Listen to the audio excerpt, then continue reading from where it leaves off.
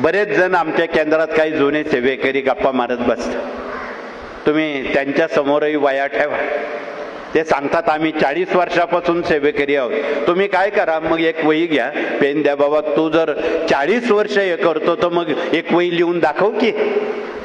जपाची 12 लक्ष जप करून दाखव तरच तू सेवेकरी, असं तुम्हाला निश्चितपणे ठामपणे त्याच्या समोर मांडता येईल. तो खाली मान घालेल.